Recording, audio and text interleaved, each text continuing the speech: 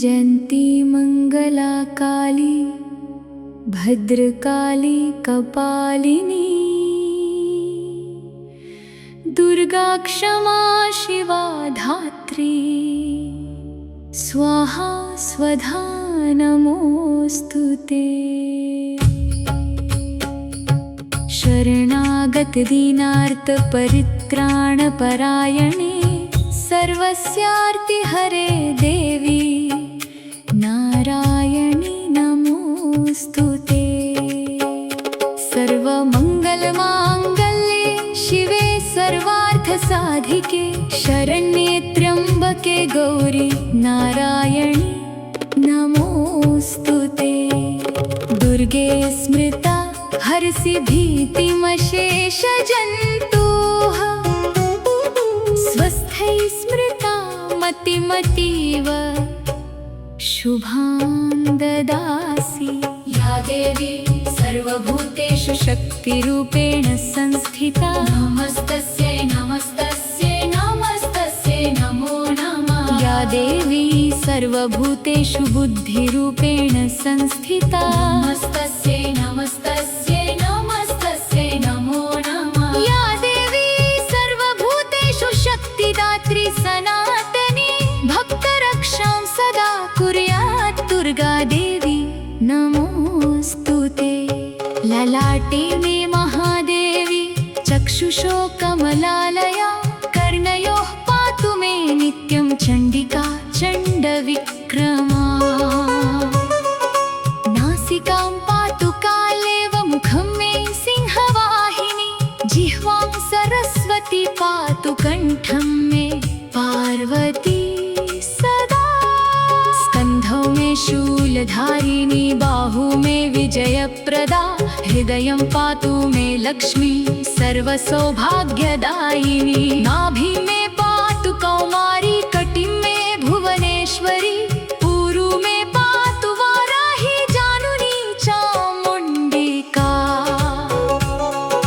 पादौ मे पातु दुर्गा च सर्वाङ्गं सर्वमङ्गला दिशो रक्षतु मे नित्यं जगदम्बा सनातनी।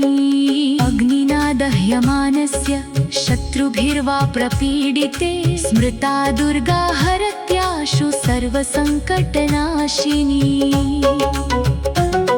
रोगानशेषानपहंसि तुष्टारुष्टा तु कामदाः त्वामाश्रितानां न विपन्नराणां। त्वामाश्रिता ह्याश्रयतां प्रयान्ति। सिंहवाहिनि दुर्गे त्वं त्राहि मां सङ्कटार्णवात् शत्रुनाशं सुखं सौख्यं देहि मे परमेश्वरी।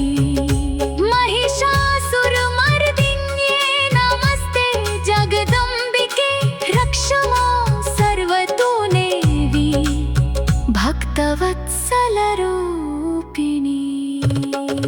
भूतप्रेतपिशाचेभ्यो रक्ष मां परमेश्वरी दुर्गे दुर्गतिनाशिन्ये नमस्ते करुणामयी। दारिद्र्यदुःखशमनी सर्वाभीष्टफलप्रदा वन्दे त्वां जगदम्बां च भक्तानुग्रहकारिणी। कवचं यः पठेत् नित्यं श्रद्धाभक्तिसमन्वितः तस्य सिद्धिर्भवेत् शीघ्रम् भयशोकविवर्जितः। जय दुर्गे जगन्माते जय चण्डी नमोस्तुते। रक्ष रक्ष महादेवी नमस्ते शरणं मम। जयन्ती मंगला काली भद्रकाली कपालिनी दुर्गा क्षमा शिवा धात्री स्वाहा स्वधा नमोस्तुते। शरणागत दीनार्त परित्राण परायणे सर्वस्यार्ति हरे देवी नारायणी नमोस्तुते। सर्वमङ्गलमाङ्गल्ये शिवे सर्वार्थसाधिके शरण्ये त्र्यम्बके गौरी नारायणि नमोऽस्तुते। दुर्गे स्मृता हरसि भीतिमशेषजन्तोः स्वस्थै स्मृता मतिमतीव शुभान् ददासि। या देवी सर्वभूतेषु शक्तिरूपेण संस्थिता नमस्तस्यै नमस्तस्यै नमस्तस्यै नमो नमः। या देवी सर्वभूतेषु बुद्धिरूपेण संस्थिता नमस्तस्यै नमस्तस्यै नमस्तस्यै नमो नमः। या देवी सर्वभूतेषु शक्तिदात्री सनातनी भक्तरक्षां सदा कुर्यात् दुर्गा देवी नमोऽस्तुते। ललाटे मे महादेवी चक्षुषो कमलालया कर्णयोः पातु मे नित्यं चण्डिका चण्डविक्रमा। नासिकां पातु कालेव मुखं मे सिंहवाहिनी जिह्वां सरस्वती पातु कण्ठं मे पार्वती सदा। स्कन्धौ मे शूलधारिणी बाहु मे विजयप्रदा हृदयं पातु मे लक्ष्मी सर्वसौभाग्यदायिनी। नाभि मे पातु कौमारी कटिं मे भुवनेश्वरी ऊरु मे पातु वाराही जानुनी चामुण्डिका। पादौ मे पातु दुर्गा च सर्वाङ्गं सर्वमङ्गला दिशो रक्षतु मे नित्यं जगदम्बा सनातनी। अग्निना दह्यमानस्य शत्रुभिर्वा प्रपीडिते स्मृता दुर्गा हरत्याशु सर्वसङ्कटनाशिनी। रोगानशेषानपहंसि तुष्टारुष्टा तु कामदाः त्वामाश्रितानां न विपन्नराणां। त्वामाश्रिता ह्याश्रयतां प्रयान्ति। सिंहवाहिनि दुर्गे त्वं त्राहि मां सङ्कटार्णवात् शत्रुनाशं सुखं सौख्यं देहि मे परमेश्वरी। महिषासुरमर्दिन्ये नमस्ते जगदम्बिके रक्ष मां सर्वतो देवी भक्तवत्सलरूपिणी। भूतप्रेतपिशाचेभ्यो रक्ष मां परमेश्वरी दुर्गे दुर्गतिनाशिन्ये नमस्ते करुणामयी। दारिद्र्यदुःखशमनी सर्वाभीष्टफलप्रदा वन्दे त्वां जगदम्बां च भक्तानुग्रहकारिणी। कवचं यः पठेत् नित्यं श्रद्धा भक्तिसमन्वितः तस्य सिद्धिर्भवेत् शीघ्रम् भयशोकविवर्जितः। जय दुर्गे जगन्माते जय चण्डी नमोऽस्तुते। रक्ष रक्ष महादेवी नमस्ते शरणं मम। जयन्ती मङ्गला काली भद्रकाली कपालिनी दुर्गा क्षमा शिवा धात्री स्वाहा स्वधा नमोऽस्तुते। शरणागत दीनार्त परित्राणपरायणे सर्वस्यार्ति हरे देवी नारायणि नमोऽस्तुते। सर्वमङ्गलमाङ्गल्ये शिवे सर्वार्थसाधिके शरण्ये त्र्यम्बके गौरी नारायणि नमोऽस्तुते। दुर्गे स्मृता हरसि भीतिमशेषजन्तोः स्वस्थै स्मृता मतिमतीव शुभान् ददासि। या देवी सर्वभूतेषु शक्तिरूपेण संस्थिता नमस्तस्यै नमस्तस्यै नमस्तस्यै देवी सर्वभूतेषु बुद्धिरूपेण संस्थिता नमस्तस्यै नमस्तस्यै नमस्तस्यै नमो नमः। या देवी सर्वभूतेषु शक्तिदात्री सनातनी भक्तरक्षां सदा कुर्यात् दुर्गा देवी नमोऽस्तुते। ललाटे मे महादेवी चक्षुषो कमलालया कर्णयोः पातु मे नित्यं चण्डिका चण्डविक्रमा। नासिकां पातु कालेव मुखं मे सिंहवाहिनी जिह्वां सरस्वती पातु कण्ठं मे पार्वती सदा।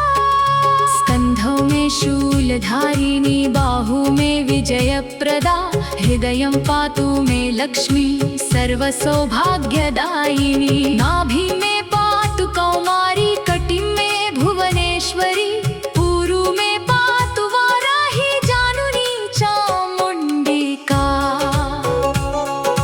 पादौ मे पातु दुर्गा च सर्वाङ्गं सर्वमङ्गला दिशो रक्षतु मे नित्यं जगदम्बा सनातनी। अग्निना दह्यमानस्य शत्रुभिर्वा प्रपीडिते स्मृता दुर्गा हरत्याशु सर्वसङ्कटनाशिनी। रोगानशेषानपहंसि तुष्टारुष्टा तु कामदाः त्वामाश्रितानां न विपन्नराणां। त्वामाश्रिता ह्याश्रयतां प्रयान्ति। सिंहवाहिनि दुर्गे त्वं त्राहि मां सङ्कटार्णवात् शत्रुनाशं सुखं सौख्यं देहि मे परमेश्वरी। महिषासुरमर्दिन्ये नमस्ते जगदम्बिके रक्ष मां सर्वतो देवी भक्तवत्सलरूपिणी। भूतप्रेतपिशाचेभ्यो रक्ष मां परमेश्वरी दुर्गे दुर्गतिनाशिन्ये नमस्ते करुणामयी। दारिद्र्यदुःखशमनी सर्वाभीष्टफलप्रदा वन्दे त्वां जगदम्बां च भक्तानुग्रहकारिणी। कवचं यः पठेत् नित्यं श्रद्धाभक्तिसमन्वितः तस्य सिद्धिर्भवेत् शीघ्रम् भयशोकविवर्जितः। जय दुर्गे जगन्माते जय चण्डी नमोऽस्तुते। रक्ष रक्ष महादेवी नमस्ते शरणं मम। जयन्ती मङ्गला काली भद्रकाली कपालिनी दुर्गा क्षमा शिवा धात्री स्वाहा स्वधा नमोऽस्तुते। शरणागत दीनार्त परित्राणपरायणे सर्वस्यार्ति हरे देवी नारायणी नमोऽस्तुते। सर्वमङ्गलमाङ्गल्ये शिवे सर्वार्थसाधिके शरण्ये त्र्यम्बके गौरी नारायणी नमोऽस्तुते। दुर्गे स्मृता हरसि भीतिमशेषजन्तोः स्वस्थै स्मृता मतिमतीव शुभां ददासि। या देवी सर्वभूतेषु शक्तिरूपेण संस्थिता नमस्तस्यै नमस्तस्यै नमस्तस्यै नमो नमः। या देवी सर्वभूतेषु बुद्धिरूपेण संस्थिता नमस्तस्यै नमस्तस्यै नमस्तस्यै नमो नमः। या देवी सर्वभूतेषु शक्तिदात्री सनातनी भक्तरक्षां सदा कुर्यात् दुर्गा देवी नमोऽस्तुते। ललाटे मे महादेवी चक्षुषो कमलालया कर्णयोः पातु मे नित्यं चण्डिका चण्डविक्रमा। नासिकां पातु काले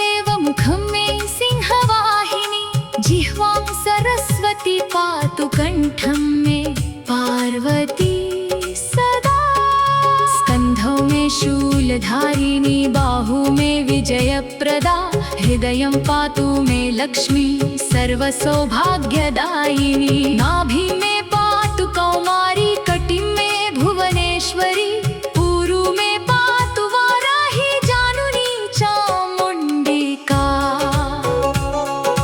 पादौ मे पातु दुर्गा च सर्वाङ्गं सर्वमङ्गला दिशो रक्षतु मे नित्यं जगदम्बा सनातनी अग्निना दह्यमानस्य शत्रुभिर्वा प्रपीडिते स्मृता दुर्गा हरत्याशु सर्वसङ्कटनाशिनी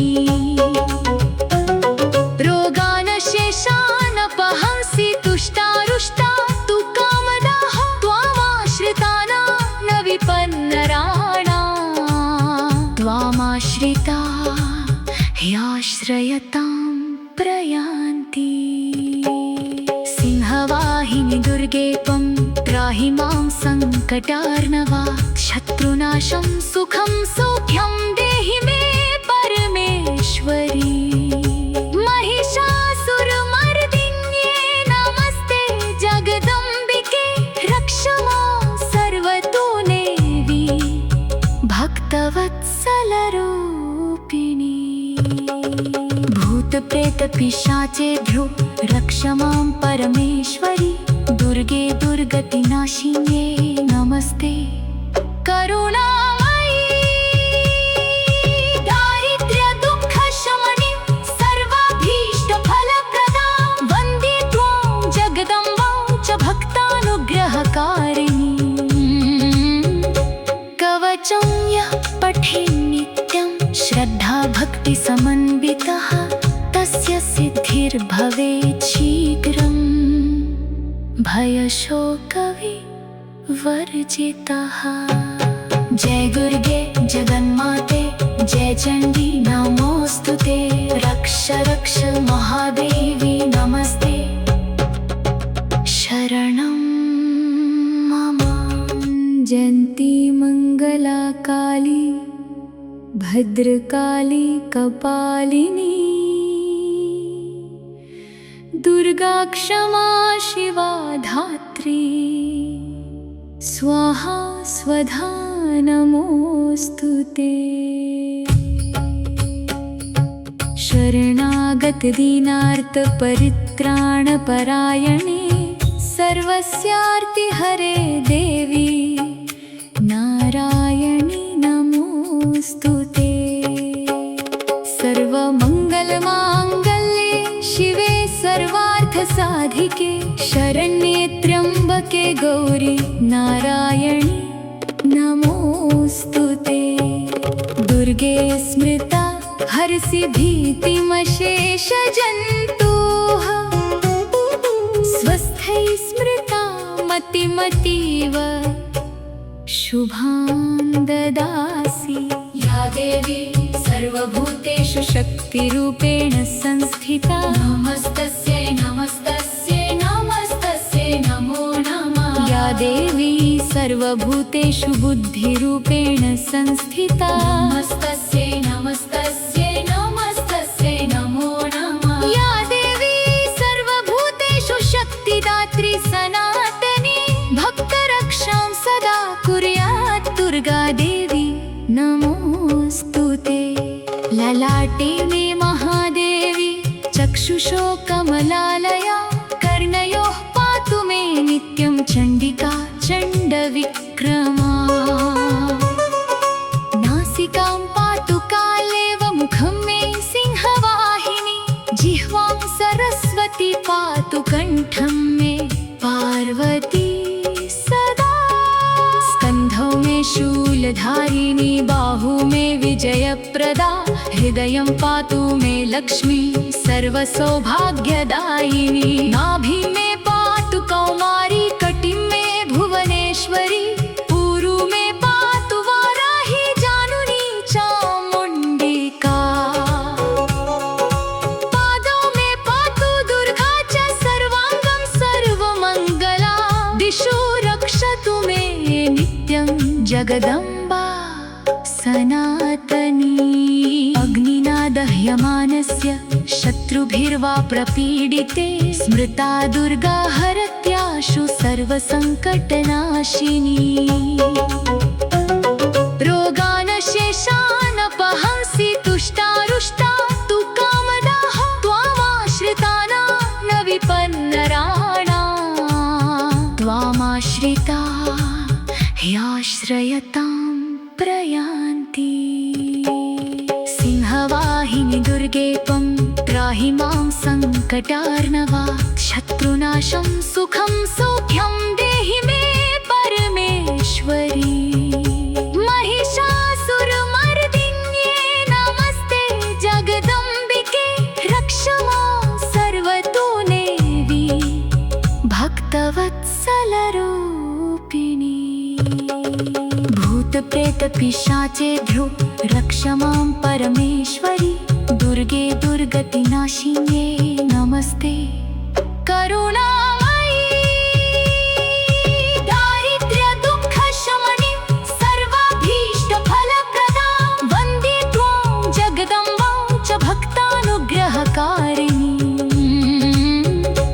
कवचं यः पठेत् नित्यं श्रद्धाभक्तिसमन्वितः तस्य सिद्धिर्भवेत् शीघ्रम् भयशोकविवर्जितः जय दुर्गे जगन्माते जय चण्डी नमोऽस्तुते रक्ष रक्ष महादेवी नमस्ते शरणं मम जयन्ती मङ्गला काली भद्रकाली कपालिनी दुर्गा क्षमा शिवा धात्री स्वाहा स्वधा नमोऽस्तुते शरणागत दीनार्त परित्राणपरायणे सर्वस्यार्ति हरे देवी नारायणी नमोऽस्तुते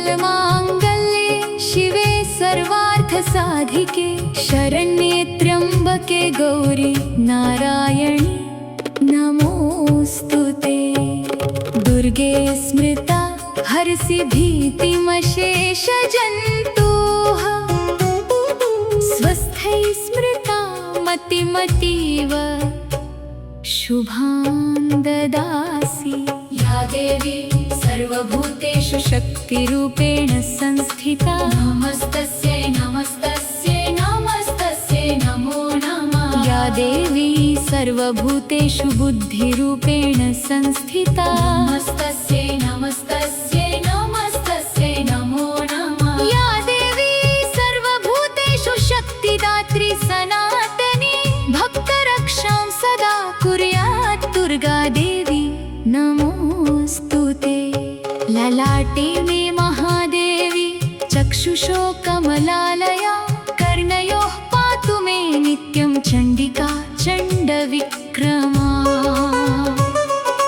नासिकां पातु कालेव मुखं मे सिंहवाहिनी जिह्वां सरस्वती पातु कण्ठं मे पार्वती सदा स्कन्धौ मे शूलधारिणी बाहु मे विजयप्रदा हृदयं पातु मे लक्ष्मी सर्वसौभाग्यदायिनी नाभि मे पातु कौमारी कटिं मे भुवनेश्वरी ऊरु मे पातु वाराही जानुनी चामुण्डिका पादौ मे पातु दुर्गा च सर्वाङ्गं सर्वमङ्गला दिशो रक्षतु मे नित्यं जगदम्बा सनातनी अग्निना दह्यमानस्य शत्रुभिर्वा प्रपीडिते स्मृता दुर्गा हरत्याशु सर्वसङ्कटनाशिनी रोगानशेषानपहंसि तुष्टारुष्टा तु कामदाः त्वामाश्रिताना न विपन्नराणा त्वामाश्रिता ह्याश्रयतां प्रयान्ति सिंहवाहिनि दुर्गेपं त्राहि मां सङ्कटार्णवा शत्रुनाशं सुखं सौख्यं देहि मे